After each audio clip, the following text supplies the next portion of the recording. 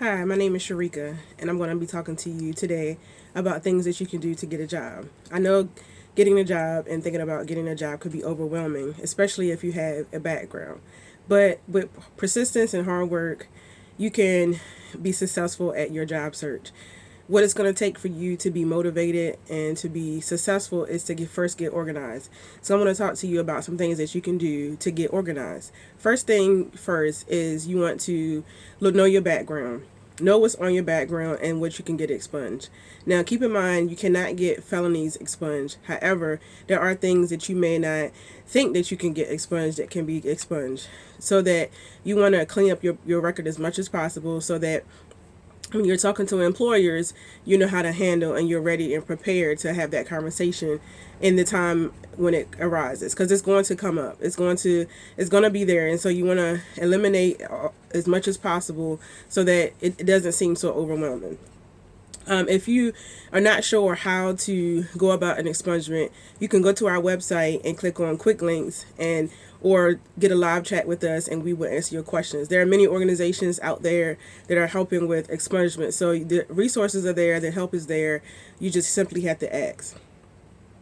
Number two, you want to know your personal information. So it may sound, silly. It may sound strange, but why wouldn't I know my personal information? You want to make sure that you have as much accurate information about yourself as possible. Your name, your address, your zip code, your city and state, your telephone number, and even your email address. You want to make sure that your personal information is accurate because, again, this is going to be information that employers are going to use to search you and to pull your application when the time comes for interviews. The third thing you want to make sure is your documents. Documents are really important for your job search. These are things that employers are going to use when you get hired. Your birth certificate, your photo ID, your social security card. You need to have those things in order to get hired for a position. And so you want to make sure that you have those documents prepared and ready and available in a safe place. So when you get hired, you can simply pull them out. So if you need assistance with that as well, resources are available on our website on how to get those, or you can start a chat with us so we can answer your questions. The fourth thing is you want to make a list of references. So references are people who can vouch for your character, who can vouch for your work ethic. They've seen you work, they've seen you in the work environment, and they know what you're capable of doing. And so you want to make a list of references. You want to make a list of people who know you, who can attest to those things. They could be a minister, a faith leader, religious leader. It could be a previous employer, a previous coworker. It could be a teacher, someone that you know, someone who you've had interactions with in an academic or work related relationship. And so you want to keep in mind also that relatives and family members, typically friends, are not references that you want to use unless you have worked with them in a professional manner. So maybe it was a family owned business, but other than that, you want to stay away from family and friends. Once you get a list of your references, you want to call those people and ask for permission before you use them as a reference. Make sure that they know that you are going to be searching for jobs and may possibly be using them as references, and have their permission before you put their name down on the application. Once you get those names solidified, you want to keep those along with your documents, your birth certificate, your social security card, in a safe place as well, so it's easy to find. Now, number five, you want to make sure that you have made a list of jobs that you are interested in. So, searching for a job, like I said, could be overwhelming, but you want to think about what it is that you would want to do once you get a job. What type of environment are you want to work in? Are you a person that wants to work outside, or do you want to work inside? What type of environment are you going to work in? Because the biggest thing about working for a job is making sure that you are successful, is doing something you enjoy doing. And so you want to ask yourself a serious question. What would I be happy doing? What would I be comfortable doing? Do you work good working with your hands? Do you like making things? Are you a person that likes organizing things? Do you like working on the computers? Ask yourself those questions so that it makes it easier to determine what type of jobs you would want for your next position.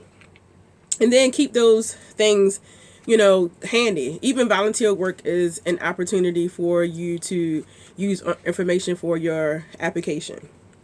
And then you want to take make after you've thought about what those things are, you want to make a list of jobs that you actually had so that you can determine what type of skills and abilities you have. And volunteer work is work experience. So you may think I didn't get paid for it, but it's actually work experience that you can use on an application, as well as skills and abilities that you can portray to an employer. The next thing you want to do is to begin networking. You need to let everybody you know that you're looking for a job. Your family, your friends, people you come in contact with. Make it a daily part of your conversation. Let people know that you're looking for a job, because you never know, that connection may link you to your next position.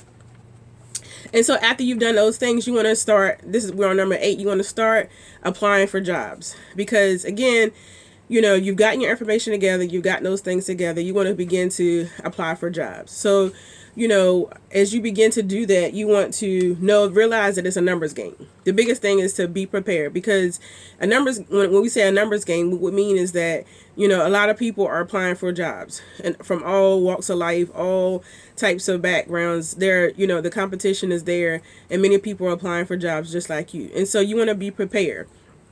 As you go about applying for jobs, have your documents together, have those lists of information together that we talked about. As you go into places, dress like you are going for a job. You never know, as you come across an employer, they may give you an on-spot interview. And so you want to make sure that you're dressed up to par. You want to make sure that you look like you're looking for a job, because they may give you an on-the-spot interview. Be prepared, to interact with the employers, the potential employers, to show them that you're serious, to show them so that they know that they're hiring someone that is not just looking for a job, but they're serious about their work ethic. And also, you want to be polite down to the person that's at the front. You want to, from the parking lot to the time that you get the application, you want to be polite and professional to everyone, because you never know. Just because you're waiting for the employer, the hiring manager, doesn't mean that the other people that you cross paths with are not important. So make sure that you're polite and courteous to everyone that you meet, from the time you step out front into the parking lot, and to the time you get into the building to ask for an application. Everyone that you cross is important.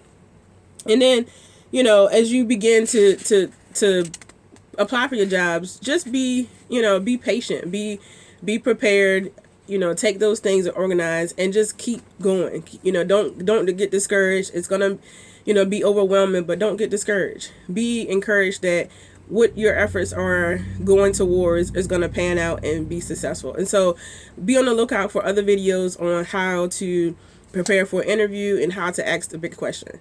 So we thank you for your time and your attention, and we look forward to continuously helping you as you make the progress towards reentry. Thank you, and goodbye.